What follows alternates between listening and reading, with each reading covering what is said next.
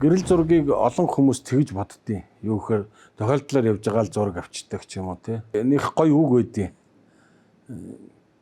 Гэрэл зургийг аппаратаар авдаггүй эхлээд тархиндаа авдаг гэж.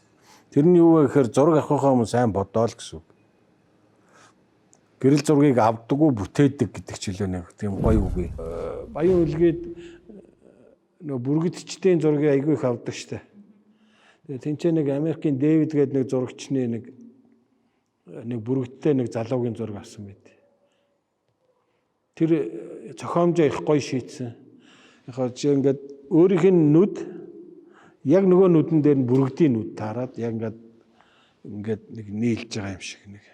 Тэгэхээр нэг иймэрхүү сэтгэлгээ одоо зохиомжоо олох, өгүүлэмжээ олох энэ төр бол яг уран бүтээлч жишээлбэл юм бүтээлчээр хандахын үйл ажиллагааны үр дүн баг. Тэгэхээр манай гэрэл зургийнх бол жишээлбэл хүний толгой дүрсэл байх юм бол портрет биш. Эсвэл тэрний хүний нүднээс тэр хүний амьдрал уншигдж ах хэвээр. Тэр хүний үйл хөдлөл гэрэл зургийн өөрийнх нь нөгөө нэг айгүй гоё хилнүүд байна л да. Гэрэл зураг нөгөө нэг талаар техник мөртлөө арт болдог юм нь юу гэхээр өрцөөрөө тоглох. Одоо диафрагм гэдэг. Хурдаараа тоглох. Гэрлээр тоглох. Өнгөөр тоглох тий. Ийм гэрэл зургийн гоё хилнүүд байна. Хэрвээ энэ бүгдийг сурамгаа, дадамгаа ашиглаж чадах юм бол сайн зураг гаргахын үндэс, сайн зурагчин болохын үндэс бол. Дээр нь ерөнхий бас мэдлэг боловсрал хэрэгтэй шүү дээ. Юу гэхээр нүүдэлчний амьдрал, хүмүүсийн олон жилийн амьдрал энэ чи юу гэдэг заавал бол нэг тийм номыг л уншихаар суучдаг юм шин чинь удаан жилийн туршлага юунаас суудаг тийм байдаг юм байна.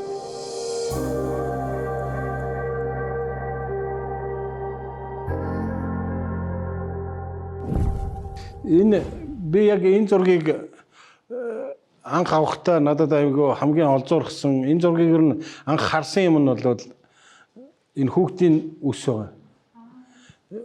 Тэгээд Монгол бол ерөөсөө энэ дэлхийн хялган дэх талын хамгийн сүүлийн одоо онгоноороо үлдсэн одоо Дорнот Монголын хялган дэх тал гэдэг ерөөсөө яг энэ том хялган талууд ч одоо ингээд нийтдээ ингээд унгар хүртэл үргэлжилдэг асар том уудам нутаг дэлхий одоо анх явж. Тэгээд одоо Монголын тал нутаг бол яг энэ хонгон зэрлэгээрээ өрөлдсөн хялган дэх талын хамгийн сүүлчийн хэсэг 300 орчим километр үргэлжиддэг одоо Дорнот Монголын их тал байна тий. Тэгээд яг энэ зурган дээр надад хамгийн их таалагдсан Монгол хүүхдүүд нэг жоохон байхдаа нэг юм хонгор шаргал өстэй байдаг шүү дээ. Тэгээд энэ хүүхдийн тэр нэг үс тэгээд энэ доор нь энэ хялган ургацсан байгаа энэ үс хоёр ингээд нэг тийм адилхан. Тэгээд ер нь бол ургамал юу энэ төр чинь нэг бэлэг тэмдэг нэг өсөн төлжих үржихийн нэг юм бэлэг тэмдэг байдаг шүү дээ. Тэгээ Монгол хүүхэд одоо ингээд хөлд ороод хол явъя гингүүт морьтой болдог те. Тэгээд надад бол яг тийм бэлэг тэмдэг нь болохоор нэг тийм бодогдсон нөгөө ингээд одоо энэ хүүхэд өсөж том болоод тэгээд ингээд унаа хөлөг рүүгээ ягаад хол явах тийм одоо юу Монгол хүн одоо юу гэдгийг нэг алсад явах юм тэр хөлөг нь ингээд хүлээж байгаа гэдэг нэг тиймэрхүү санаа төрөөд тэгээд яг энэ нар нь бас их айтайхан таарсан л да. Тэгээд тэр хүүхдийн алтан шаргалж байгаа үс энэ хялган хоёр бол яг ингээд энэ нэг тийм миний зүгээр өөрийн төсөөллөөр бол одоо ингээд өсөн дэмжих тэгээд энэ Монголын яг хүүхэд одоо дөнгөж жоохон баривчтай нэг жоохон хүүхэд ингээд хөл тэнцээд энэ бас нэг ойлгож байгаа вахт нэг хөлд орж байгаа маягтай. Тэгээд цаана нь ингээд нэг сулмаар идчихлээд тэгээ байж байгаа. Тэгээд яг энэ лугаа явж байгаа юм шиг тиймэрхүү бэлэг тэмдэг төрж авсан юм. Палан нь болохоор наадлын паланд нь хялган тэгээд тэр энэ жишээлбэл хялган нь бол нэлээд наан байгаа шүү дээ. Тэгээ хүүхэд цаашаа өсөж байгаа. Тэгээд энэ бас их гоё юм ингээд нэг жоохон яг газар нь хялган жоохон давцагдуу газар тэгээд цаашаа жоохон уруудаад тэгэнгүүт нөгөө цаадах нь юм алс юм шиг болцсон. Тэгээ энэ дээр нөгөө юм тэлээ дуран буюу татдаг дуран ингээд ашиглахаар яадаг вэ гэхээр одоо энэ хоорондын зайд бол 50-60 метрийн зай чинь ингээд ойрхон юм шиг болоод ирж байгаа. Тэгээ энэ хүүхэд тэр мориноос нэг том юм шиг одоо нэг баг биш юм шиг харагдаж байгаа шүү дээ. Тэгэхээр энэ дуран ашиглалт нь бол яг тийм нэг орон зайг ингээд нэг тэлээ дурангууд бол ингээд орон зайг богиносоход нийлүүлж өгдөг л дээ. Тэгээ тэргээр яг ингээд харахаар бол энэ ингээд нэг ойрхон юм шиг санагдаж байгаа байна. Нэлээд зайтай тийм зураг.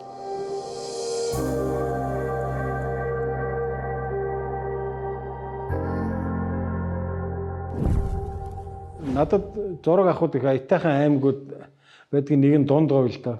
Дунд говийн юугаар их гоё байдаг вэ гэхээр дунд говийн өөрсдөө нэгдүгээр нэг морин хуур дуу хуурын нутаг гэдгээс илүү бас энэ дээл хувцас энтрээ их өөрсдөө хийж өмсдөг. Энэ 2000 нэлээд гарсан 4-5 оны үеийн зураг.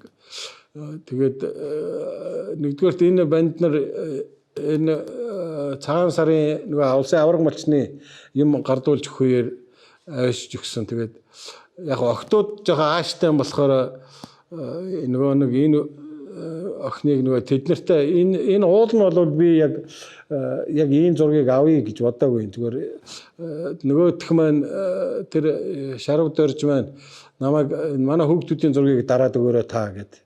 Тэгээд за зогсоорой гэл тэгэл ингээл яаж ирсэн нөгөө энэ нэг охтууд нэг өөрийн нэг арын шин гаргаад идэг шүү дээ. Тэгээд нэг тэр характер гаргаад тэгээд надад бараг тэр нөгөө нэг юм өөрөө яг ингээд очиж зогсохгүй нэг жоохон ичимгүүрээд тэгэхээр нь би яг ингээд нөгөө зургийнхаа палааны энэ баруун өнцөгт оруулаад энэний нөгөө голватер болгоод тэгээд нөгөө харцуул харж байгаа юм шиг болгоод тэгээд авчих. Ер нь бол зүгээр надад энэ ч тэр нөгөө тэмээ тэгээд энэ хүүхдүүд энтертэй энэ үеэр яг энэ амьдралын яг энэ борог байдал яг энгийн хувцастай. Одоо миний нөгөө түрүүн яриад байдаг монголчууд ингээд бүгдээрээ дээлэмсөөд яг ингээд өөрсдөө ийм ховсон юм хурган ийм малгайтай энэ юу бол улмал алсран одож байгаа, улмал зөөрч байгаа. Ер нь бол амар тийм бүрхэг тийм юутай өдөр байсан. Тэнгэр газар нээлтсэн. Тэгээд ер нь энэ айлын орчин тойрон жоохон цагаан бараан ерөнхийдөө цастай дөө тийм өдөр байсан.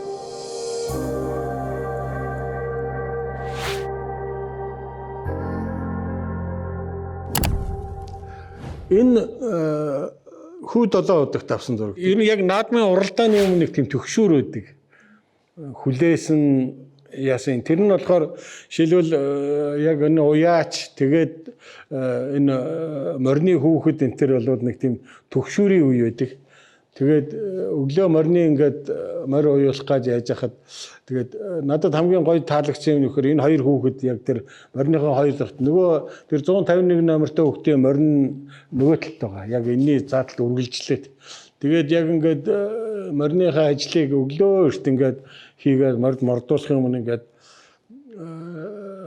хөдөлгөөн нь нэг тийм юм төгшүүртэй хүлээсэн одоо юу болох бол гэсэн тиймэрхүү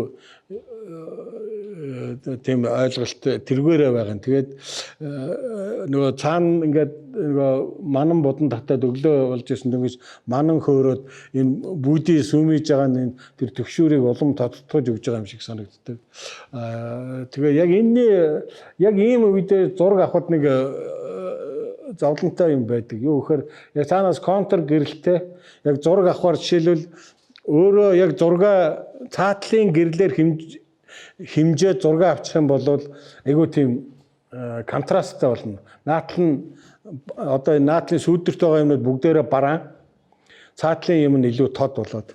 Тэгээ би яг энэ дээр бас яг нөгөө нэг зураг авахдаа жишээлбэл яг энэ гэрлээ хэмжих, гэрлийнхаа юг тохируулахтай наатлын сүйдэр дээр аваад сүйдэр дээр авахар жишээлбэл одоо энэ тэр уяачийн сүйдэр талд байгаа ч гэсэн одоо хүүхдүүдийн царай тэгээд энэ уяачийн дээл хувцас тэр дуран тэр сүүлний боолт энэ тэр ингээд тэр юмнууд нь ингээд айгүй тод харагдаад тэгээд зохиомжоо яхта хоёр хүүхэд ингээд яхаар ингээд 3 юм энэ тэгээд энэ сүйдэртэйгээ ингээд оруулаад яхаар энэ нь илүү нэг тийм харуулч юм шиг тийм нэг юм хүлээсэн юм шиг тийм юм үүсээд тэгээд надад бол яг энэ кадр илүү таалагдтiin. Тэгээд энэ бол яг энэ өглөө тэгж ажиллаа зураг авах. Тэр хамгийн гоё нь өглөөний нарны нэг сайхан юм нэг нь амар хурц биш байдаг. Тэгээд ийм зурах гэрэлтэй. Ингээд хүүхдүүдийн ингээд нэг контр гэрлэгэнгүүд хүүхдийн өсний толгой морь энтрийн хэлбэр яг ингээд энэ та нар ажиглал тэр морины уяаны тэр одоо ташаа энтрийн тэр нэг хэлбэр энэ тэр харагдсан байж ойлгогдож байж магадгүй.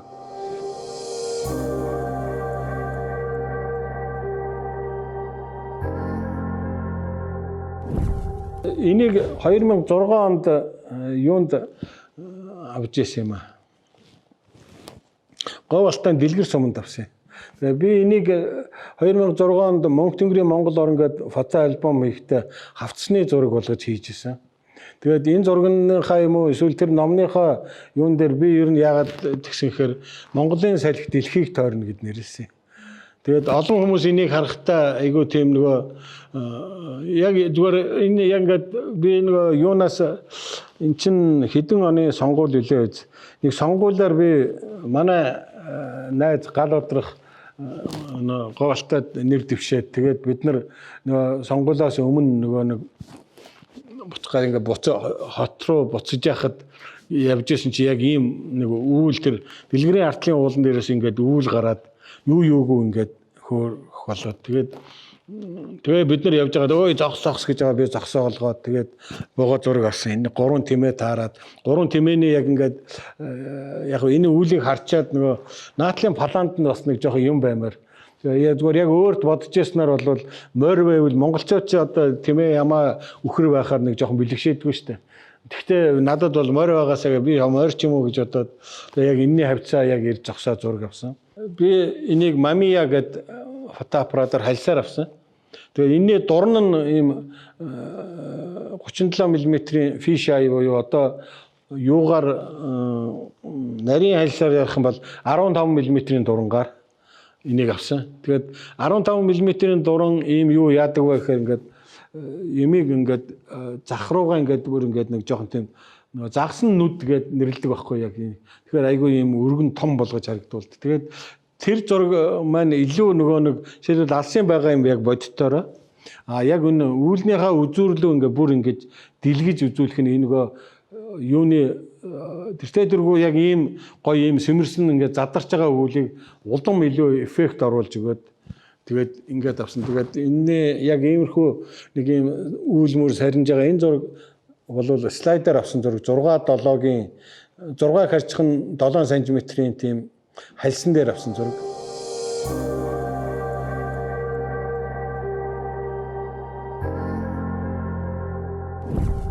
Зохиолч Жагдны Лавга.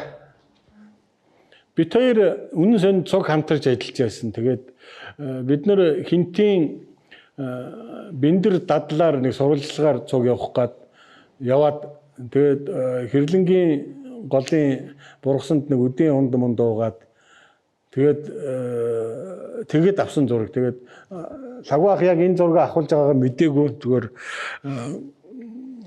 хамгийн гоё нь надад яг энэ таалагддаг юм. Манай Лавгаах өөрөө яг ийм ертөнц байхгүй. Өөрөө их чамин стилтэй. Тэгээд их богинохон мөртлөө айгу гоё хийцтэй. Тэгээд санаа агуутай зохиол бичдэг. Тэгээд надад хамгийн гол нь энэ бургасан доонд тэгээд тэр бургаснуудын яг энэ нэг ингээд сүлжилсэн хээ чим шиг яг ингээд тэрэн дундаас яг ингээд цагаан алхаад манай хүн чинь нэг жоохон майгдуу бас нэлээ тийм юу нөхрөлтэй. Тэгээд хамгийн гоё таалагдсан юм нь юм жоохон юм бодол орцсон тий яг тийм юутай. Тэгээд энэ зураг толгодын цаана энэ бүүлнэгээд манайрын номонд хавцанд орж исэн. Тэгээд зүгээр яг энэ портретийнхаа хувьд Лавгаах нэлээд олон зураг бий. Зүгээр ерөнхий яг ийм битэн биеэр орсон зургнаас яг энэ дээр надад яг энэ бургаснууд тэгээд бургаснууд дундаас ийм бараан бургаснууд дундаас цагаан хувцастай хүн ингээд тодорч гарч ирж байгаа. Тэгээд энэ чинь хөдөлгөөнтэй мөртлөө төвлөрсөн бодолтой яг тэр зураг нь надад илүү таалагддаг.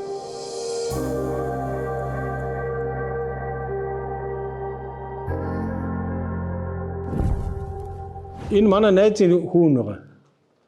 Энэ 90 оны 1 сарын 14-нд одоогийн Тэнгис кинотеатрын үүдэн дээр нэг зэгсаалууд болдог гэсэн. Бүцрэнгийн Түнбаяр гэдэг манай найз үүдээ. Тэрний том хүн. Тэгээд сүүлд нь уулзаад ярьсан их гоё юм ярьж байгаа маа. Ээж нь бэлээ, ээжийнх нь бэлээ гэж байгаа. Бүс нь бас ээжийнх нь бүс гэж байгаа. Болтой нь болохоор ахих нь болтой гэлөө нэг авга ахих нь болтой. Малгайг нь бас нэг ахих нь л юу гэсэн. Тэгээд тэр үед ингээд нэг иймэрхүү байдлал хүүгээ дагуулаад юм жагсаалд ирсэн байна л та. Тэгээд энэ нэг гэхдээ яг иймэрхүү лозунг барьсан хүүхдүүд тэр үеэр нэлээд олон байсан. Тэгээ яг энэ хүүхэд яасан. Энэ хүүхэд одоо хамгийн гол нь Японд докторийн зэрэг хамгаалаад одоо анагаах ухааны доктор хүн. Сүүлд би нэг 2000 хэдэн онд үлээд нэг дом үзэсгэлэн гаргахад энийг нэлээд томоор буулгаж, баг иймэрхүү хэмжээтэй буулгаж үзэсгэлэнд оруулж ирсэн. Тэгээд та нараа яг ажиглал энэ хүүхдийн нүд одоо гэрэл энэ төр бол бас айгүй надад өөртөө айгүй их таалагддیں۔ Нөхөр нэг тийм асж байгаа ирээдүй тэгээд ховцсон нь бол яг социализмын үеийн олон хүүхдүүд нэг иймэрхүү ховцтой байсан. Тэгээд сүүлд нь би тэр түүх энтрийг сонсоод бүр гоё надад одоо миний зураг илүү шин утга агуулга авж байгаа юм шиг санагдаж байгаа байхгүй. Яг ийм чинь энэ чинь одоо жишээлбэл яг Монгол улсын түүхийг өгүүлсэн зураг болж хуурж болж байгаа байхгүй тийм ээ. Мэдлэг туршлага тань дээр ирлээ. Салбар бүрийн мастеруудын дахин давтагдшгүй туршлагаас суралцах боломжийг Mentor Hub танд олгож байна. Та яг одоо App Store болон Play Store-оос аппликейшн татаарай. Mentor Hub-д тавтамжтай мөрөл.